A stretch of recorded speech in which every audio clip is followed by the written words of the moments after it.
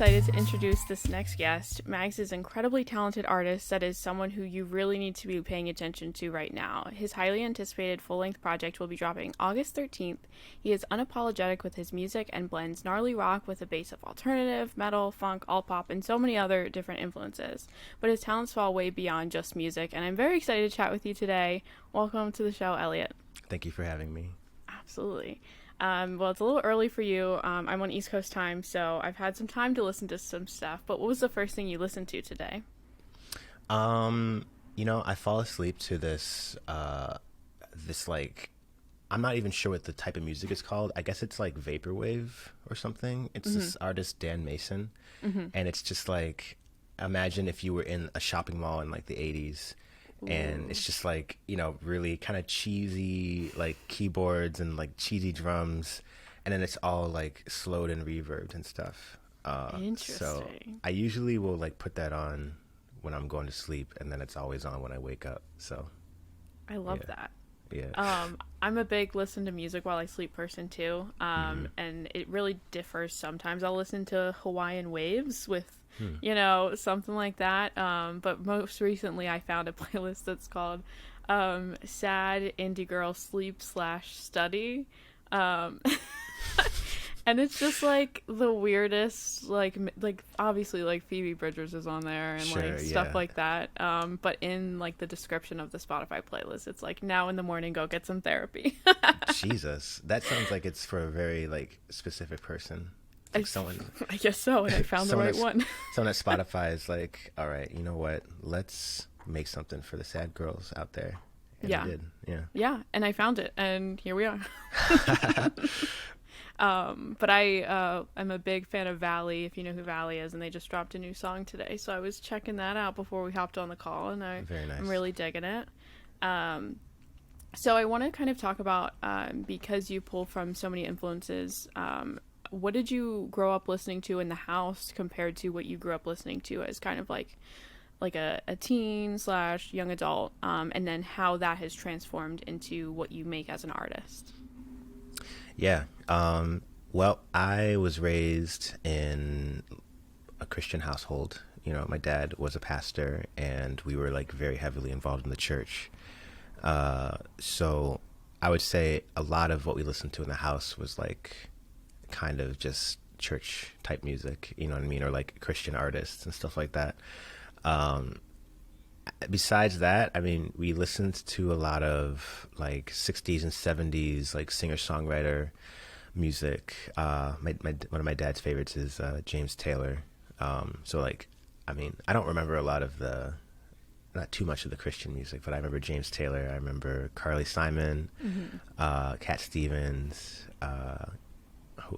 what's her name? Carole King. Like, it's a lot of C's I just named just now. But yeah, it was a lot of just like that style of music. Actually, my dad got us this, like, it's like a 6 CD set from an infomercial, and it had like all these classic songs on it. And we would put that on like during school. I was homeschooled, so like we put that on during school while we were doing work and stuff like that. So yeah, I'd say from a young age, like that was probably the music that had the biggest impact on me, because it wasn't like religious music, you know what I mean? Like that's what I kind of remember from growing up. And then as I got a little older, I found artists like Under Oath, you know what I mean? And like this band Reliant K. There's all these, like, for every like secular band that people my age were into, there was like a Christian band that I was allowed to listen to, So there were just a lot of like heavier Christian bands that I started listening to. That was kind of the first stuff that I found that I connected with. And as time went on and I kind of wasn't under a microscope from my parents or whatever, like, I started finding bands like The Shins or like Circa Survive or Radiohead, you know what I mean? Yeah. So I'd say maybe like 18, 19 or so, my music tastes kind of changed, because I got really deep into hardcore and punk, and I think it was actually Circa Survive that kind of like changed my whole brain. That was one of the first bands that made me want to play guitar. because I played. I'm a drummer first. Drums are my first instrument, so I didn't start playing guitar until I was like 18. Um, but and then the last part of your question was how does it influence my music now? I guess I'm still kind of a sucker for like breakdowns and stuff. Yeah. Like I still kind of try to implement like some heavier elements into my music. I tend to think that my songs are arranged like pop songs for the most part, you know, and I feel like a lot of times I'm like, okay, I got the verse, got a second verse, I got the chorus, and I'm gonna write like one more part, and then that'll be the song. Just keep it like short and simple. Um, but every once in a while, I'll like throw something in there that's a little like heavier or like kind of weird and dark or something. Just because like that's what I like to hear. For sure. And I think that's what I really like about your sound is that like there's explosive elements Yeah. in a number of them, and I think that's very unique to what you're doing. I mean, everything you do is unique, but specifically in this kind of like realm of like if you had to like name like indie rock pop alt all of the but you're originally from Buffalo and you moved to LA. What was that transition like for you? I'm not really hugely aware of the music scene in Buffalo, but I do know a good amount of hardcore bands, if I'm not mistaken, are from up that way, if I'm right. Yeah, I mean, I think probably the most notable hardcore band from Buffalo is Every Time I Die. Mm-hmm. They're kind of the like hometown heroes, if you will. Um, but yeah, there's definitely like a very active hardcore scene in Buffalo. It seems like a lot of those like Rust Belt cities, like there's a lot of like heavier music that comes out of there. But yeah, I would say that I was very heavily influenced by the Buffalo scene. Just because it was funny because I didn't really start playing in bands or like didn't really have any like friends outside of church until I was probably like 18 or 19. So when I started playing in bands with people that I had met outside of church and stuff like that, like I think I already had a pretty solid self-identity at that point, and so I'd be, either playing in a band or like filling in or something, and I would kind of just be able to, almost like a chameleon, just kind of like be in the band and just be a part of the band, and just do whatever it was that they needed, you know. Yeah. And I found myself kind of I just did that for like years. I would like join bands or like play with other bands and kind of just blend in, you know. And there were so many of those projects that, we would do an EP or play a few shows and then just kind of it would fizzle out, and it got to the point where I was kind of just like, you know what, like I've kind of gathered all of this experience and all this like information about music, and I think I'm pretty aware of like most of the bands in the scene at this point, and I feel like it's time for me to try and do my own thing now. I kind of had like a band break up around me where I didn't want the band to break up, and the other guys in the band decided they couldn't work with each other anymore, so I found myself kind of just feeling a little like spiteful about that happening, and then deciding like, all right, well, I don't think I want anybody to have any control over my career as a musician. Not like that, so just decided to start doing my own thing. Heck yeah. And was moving out to LA a part of that, or did that come after the fact? That was after, and honestly, like I never had any like true plans to move here. Like it was never like, okay, I'm gonna start doing my own thing, and then I'm gonna like move to LA, and the whole thing. It was actually totally unrelated.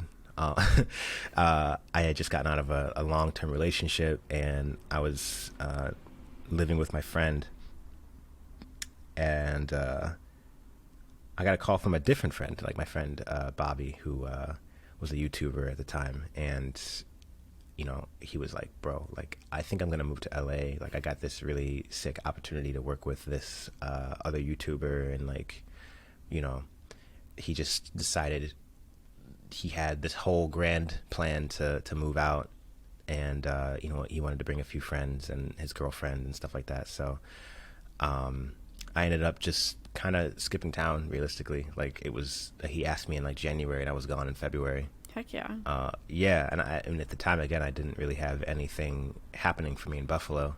I'd been doing M.A.G.S for about I don't know. I started playing as M.A.G.S in 2014, and then I moved out to LA in 2018. So Okay. it's definitely a good few years that I was already doing the project, and I just put out the self-titled album November 2017. So it was all kind of like pretty quick, you know.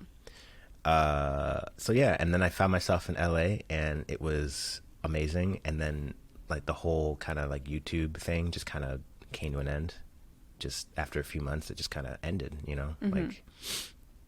So I found myself like, okay, well, I don't want to go home because I just got here and I kind of love it here.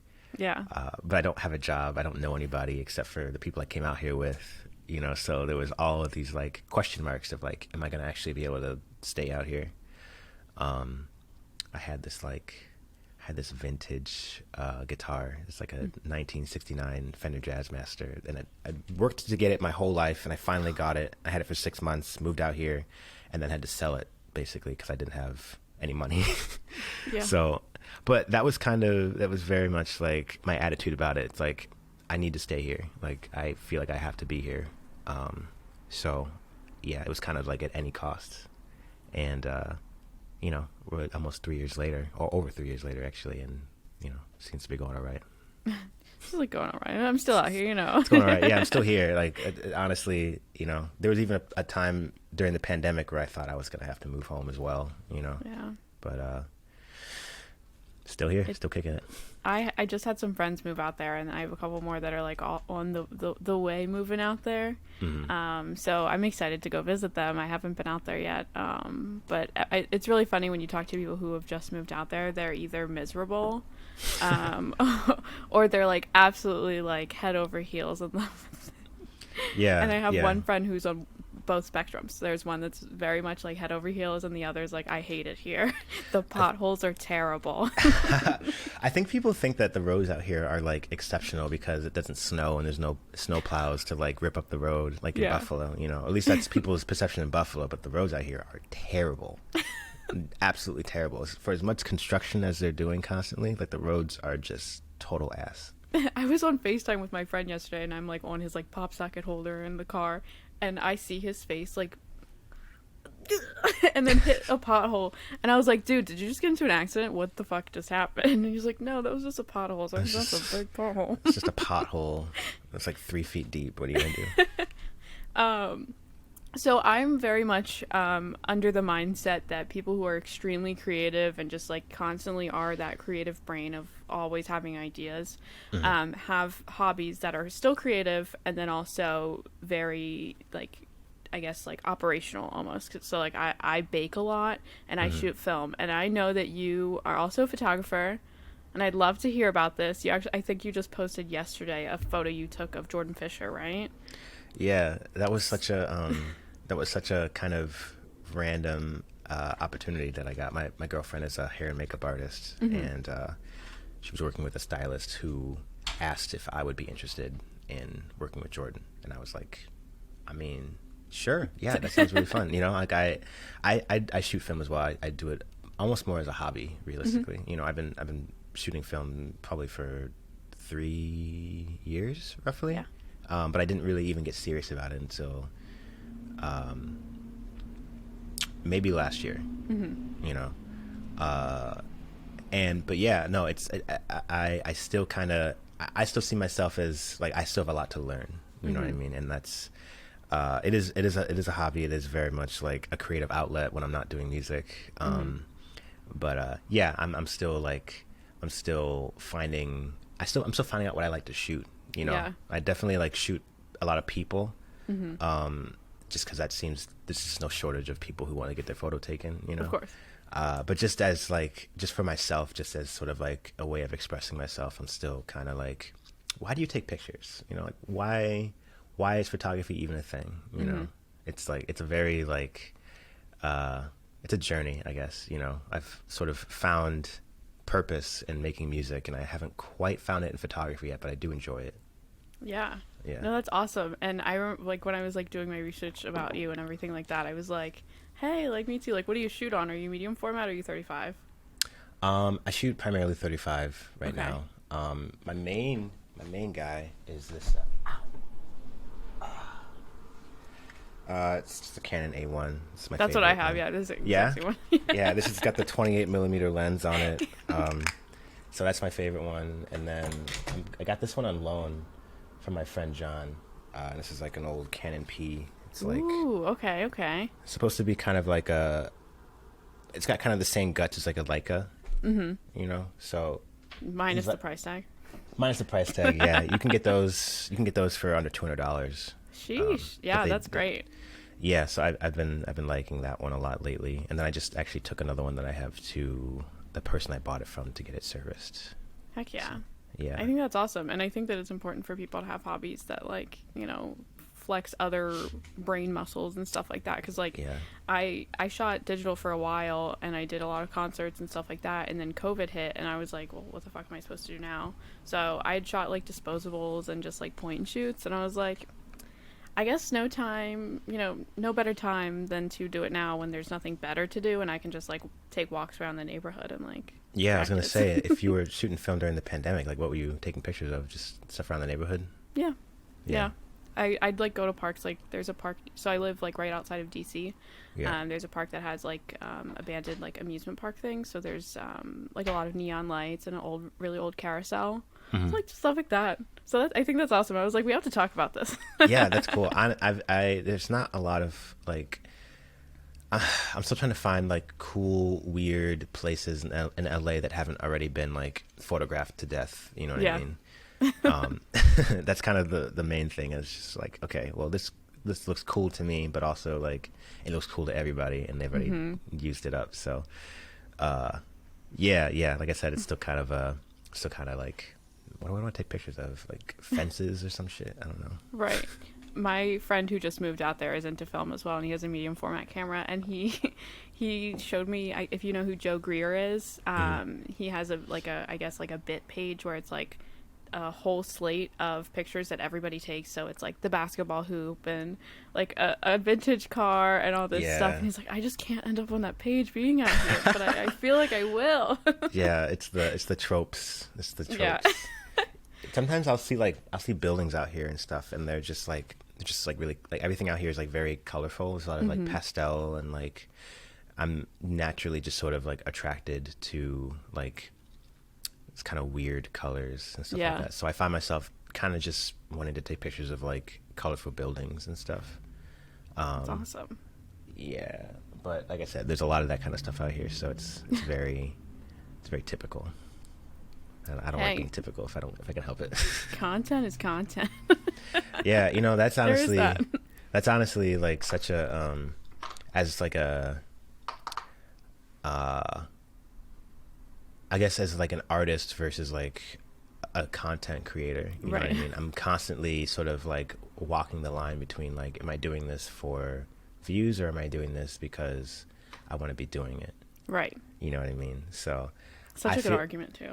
yeah, it's like it's so deep, and like, you know, I feel like I think there's a balance between the two. You know what I mean? I think you can make content that is, you know, good, and also stuff that you enjoy making, you know. So that's kind of where I think I land. I started shooting on like an old DV cam. Interesting. Yeah. Yeah, I got like a DV cam from like 2002. I literally have it right here. I love this show and tell. Yeah. It's nothing crazy. Like if you were Oh born yeah, like yeah. 95 or later, you've probably Yeah. seen this one. No, that's But, awesome. And yeah. I a lot of my friends are very into this, and there's one of them who has had a really old, like really big one. And the semester we graduated college, he had done a bunch of stuff, like a tailgate, a football tailgate, and stuff like that. And it was just like the coolest thing, because it's like you don't really realize like the textures that are really in that until you see it in what is not HD. Yeah, I mean, it's crazy because it's like I've got this program that like rips the tape from, it goes from like DV to like Thunderbolt 3 basically. It's like all, let's go a long series of adapters so I can like rip it off to my computer, and it actually like it has an option to convert it to HD as you import it, so it does come out looking really good, and I'm like, and it does have like a little bit more of a character to it versus just like, you know, dumping from an SD card and then you sit there and manipulate it to make it look just like that anyway. So kind of just skipping a few steps. And all of this visuals talk, you as an artist have great visuals. Thank you. The music videos that you've put out are beautifully done. Are those kind of stemmed from your own, you know, brain, and then you outsource, or do you kind of try to do as much as possible on the production side for that? I've been really lucky because I've gotten to work with a few like really talented individuals on getting the visual aspect of my whole kind of rollout for this album.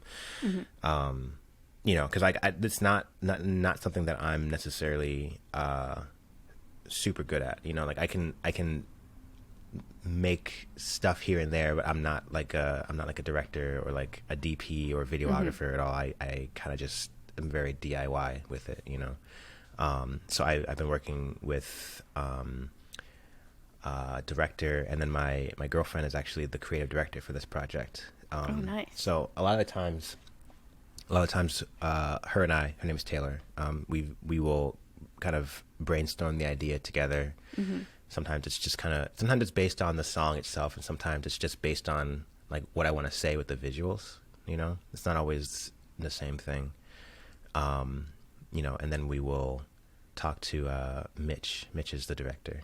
We'll talk to him and kind of hash out some of the details, and you know, he's kind of got his own visions for things as well. So a lot of times it's like usually a little bit different from my original idea, but I like to be able to incorporate other things that maybe I don't see or realize, you know, and he's made so many different films and short videos and stuff like that. So, you know, I pretty much trust him at this point to nail it, you know, so I owe a lot of this whole project being what it is to both of them. You know, I can't take full credit because like, you know, it wouldn't have turned out as good if I wasn't working with people like that. No, that's awesome though, and the fact that you're kind of on that same wavelength with them in a creative aspect, and it's hard to find, especially like in a place like LA, is like there's so many different creators and visual people, but it's awesome that you have that so close to home. Yeah, I feel like I'm really fortunate because, like I said, like there were like, you know, hundreds of different people to choose from, you know, and I feel like I was fortunate to work with people who support my ideas, but then also offer perspective, you know, and can take what I want to do and make it into something that I couldn't have ever even imagined. 100%. And I think that though, like specifically the last two videos you've put out are just the colors. Like I could go on and on about how visually pleasing they are, but not even just the video, but the songs are great too. Like M.A.G.S specifically has that very explosive eruption, and it's just like there's no way to describe that, and I just really adore it. And with this record coming out very soon, less like a week week and a half ish, a couple weeks, I think it's like August 13th. August 13th. So we're just about like 2 weeks plus ish. I can't do math. I can't either, and I actually had no idea what day it is today. So. But we're close. We're close enough to say that it's close. What can you say about the record and the recording process for it? Man, yeah, it was crazy. I wouldn't have wanted it to be any other way, but it was absolutely crazy. I mean, the original plan was, you know, we were gonna go to a studio. And I mean, I've always sort of written and recorded all the music myself. And for this one, I was like, I feel like, I could go to a studio and track everything and then just take it home and mix it, or, whatever it is that I decided to do. Mm-hmm. And around the time that we started wanting to start tracking everything is when the pandemic started. So everything closed down. So I had to kind of make a decision. It's like, okay, I have to make this album, and I'm not really sure how. So I guess I'll just do it the way that I know how, which is just myself, So I ended up just kind of going to, and again, this is like in the middle of the pandemic, but I went to my friend's house when, we were all kind of locked down, and we were just like, okay, like, I don't know if this is okay, but like, I think we should still do it, So I would think it was last June I started recording drums and guitars. He's got a place.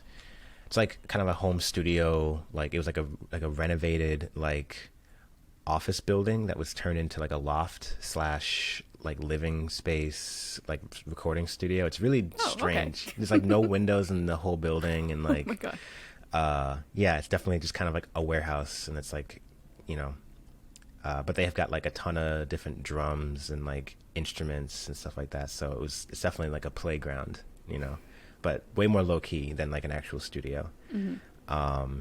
So I think I did about 5 sessions there to get all the drums and guitars done, and then took it home, did the bass, did all the vocals at home as well.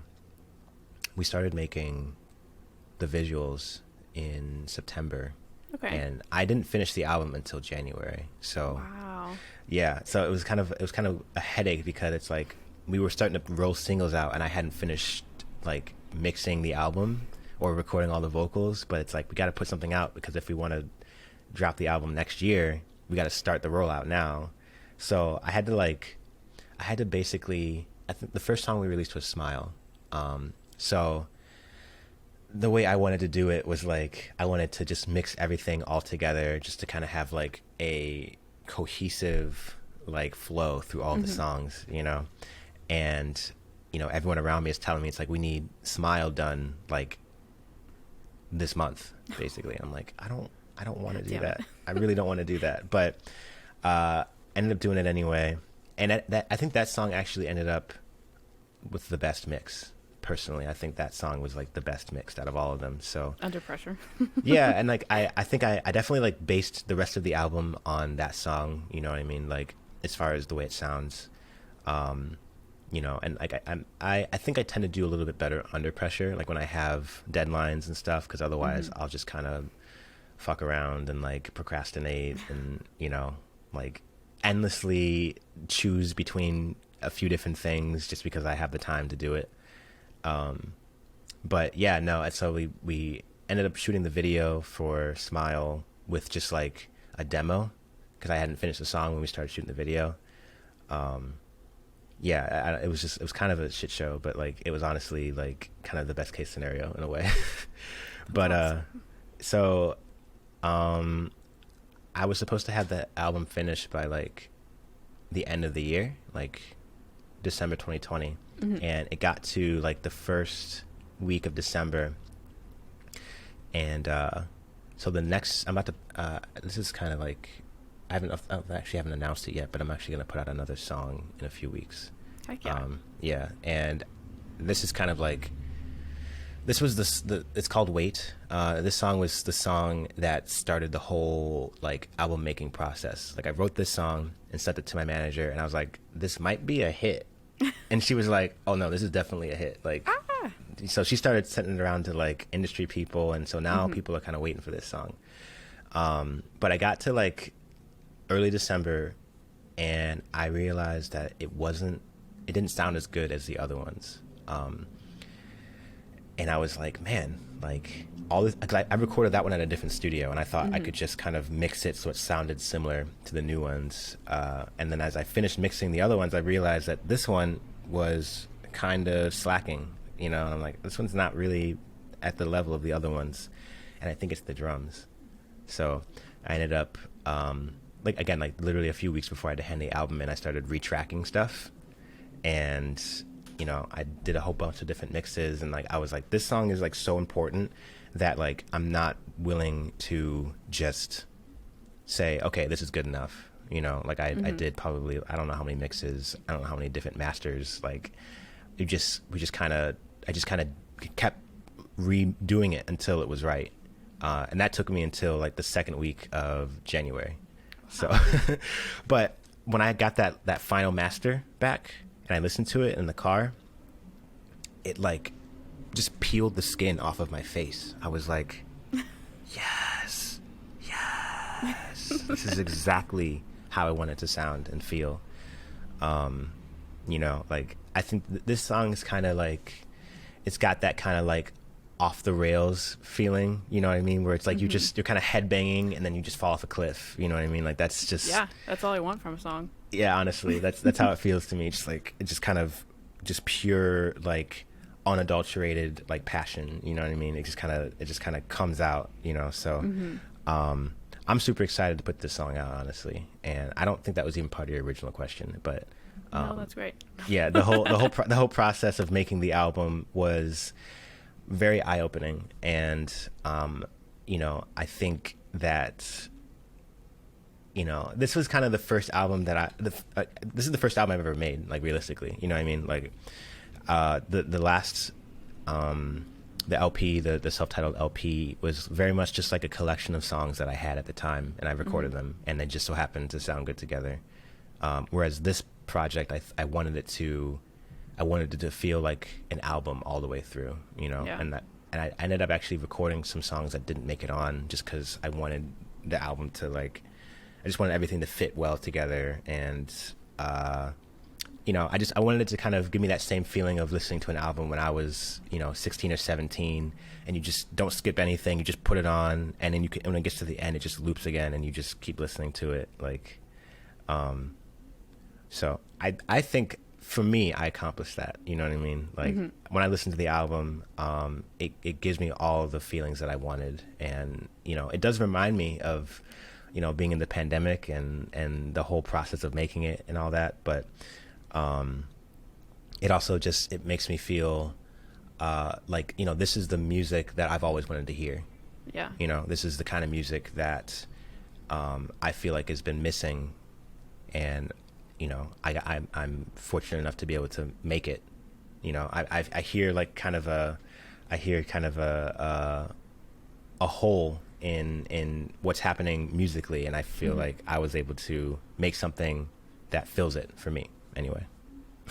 100%. And I am a very big fan of listening. If a new album drops, I listen to it in order, 1 through 10, 12, 13, 14, whatever. Is there an ideal listening experience you want for people listening to the album, whether that be headphones, in your car, in pitch black? What is that? Do you think of that in mind when you come to it, or is it however the listener wants to take it in and relate to? I would say your first listen, I mixed it, a lot of it on headphones, you know, so I'm also like way like ADD, like ADHD, like, you know, so I'll sit there and like make all the little things kind of like, it's like that thing of when you're, I'm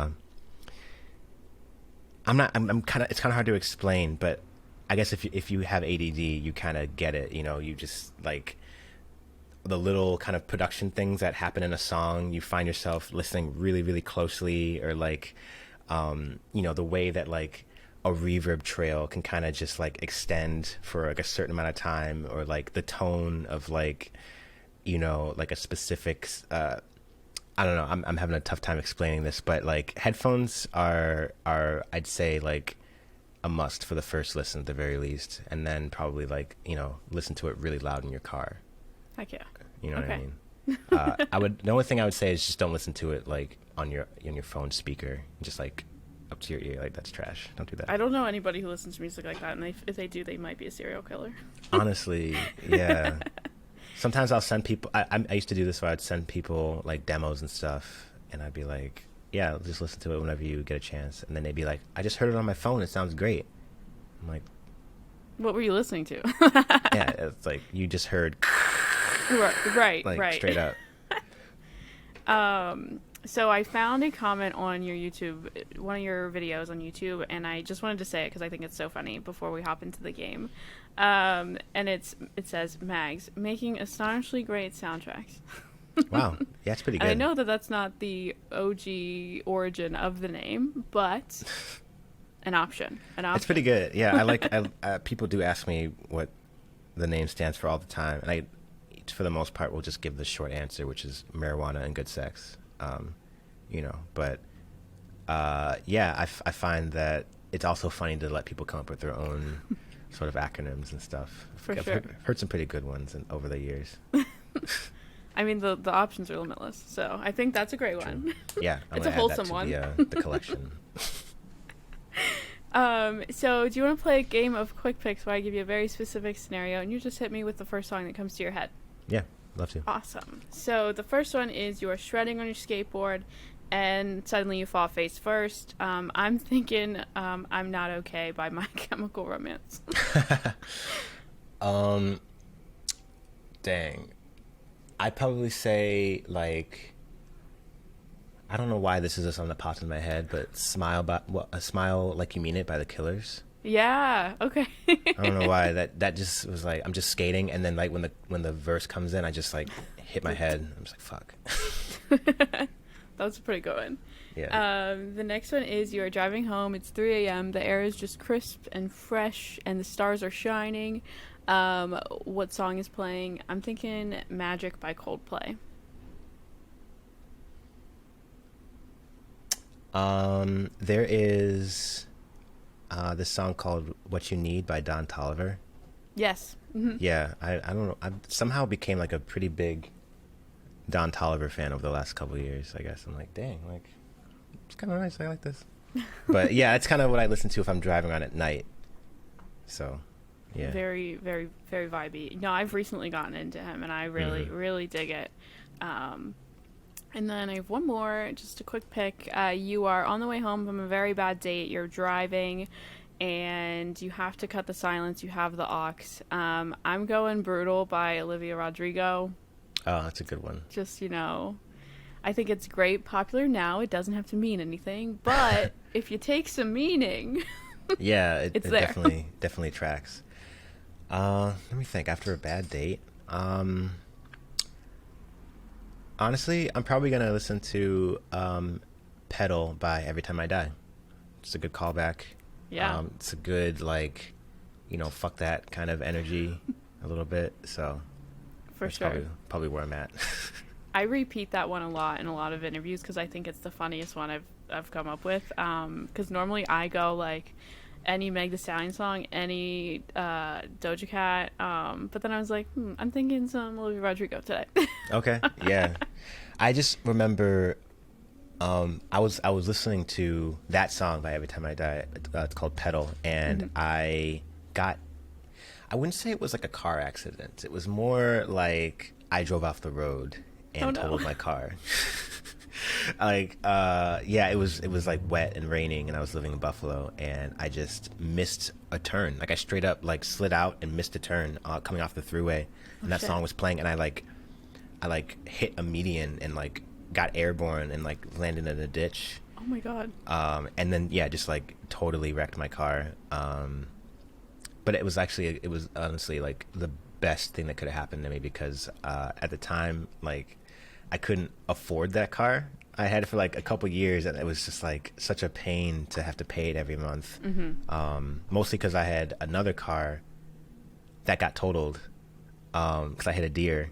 This is a whole long thing. I hit a deer Buffalo. yeah, Buffalo, it's crazy. Hit a deer and then like had to roll a bunch of money from my old car into my new car, so it was like extra expensive, but I needed a car. And so when that one got totaled, I was able to get out from under it because the insurance covered it. So didn't have a car after that, but I had more money, so I was like, There you go. There you go. And also I worked for a car dealership at the time, so like goodness. they kind of helped me a little bit with. I'm like, they were like, oh, I think we could probably salvage your car, and I was like, actually, if you didn't salvage it, that would be better. And they're like, oh, okay, I see what you mean, wink wink. Yeah, wink and a nod. Oh my goodness. Yeah, so I mean, I don't think I'm gonna get in trouble for saying that, but Yeah, I can cut it off if you want. No, it's all good. It's all good. Well, thanks for playing. I have one final question for you. Musicians have the ability and the platform to leave a mark on the world, whether larger or smaller. What is the mark that you want to make as a musician? I think my purpose for doing what I do right now is to sort of be like a point of reference for people who, you know, feel like they have lived a lot of their lives like not being able to just outwardly be themselves, you know. I tend to get this question a lot, maybe less a little bit now, but like you know, people always ask me like, what's it like to be a black artist in indie music? And you know, I think for a long time, like I was kind of a bit of an outcast because of the music I listened to, and particularly because there weren't a lot of people that looked like me that were making the kind of music that I make. You know, and it was always just kind of like, that was just something I always wanted to see, you know. I mean, I just felt like, you know, there has to be more people out there like me, you know what I mean? There has to be more people out there that, you know, weren't raised on hip hop, you know. And like I just started listening to hip hop probably like 5 years ago, realistically 5 or 6 years ago. And it's like it's influenced my writing at this point, but before that, like it wasn't something I was ever exposed to. You know, but because I'm black, it's what people expect. People have asked me if I'm a rapper, or like assumed I'm a rapper before, you know what I mean? So I think my purpose is to you know, show people, show my fans basically that like there is space to be yourself, you know, and continuing on and doing what you love and not letting society sort of dictate your decisions, you know, or what you're into, what you like. You know, I think that's a big part of what I'm trying to say, you know. And you know, that may evolve as I start doing more stuff, and you know, as I release more records, you know what I mean, I feel like I'll have a lot more to say. But for right now, you know, I want to be sort of like an identifiable piece of the music industry that people can be like, yeah, well, if M.A.G.S is doing that, like I can do it too, you know. For sure. And I think that's a beautiful statement, and I think it's incredible. And I really appreciate your time, and thank you so much for coming on and joining us. Yeah. Elliot M.A.G.S. Thank you.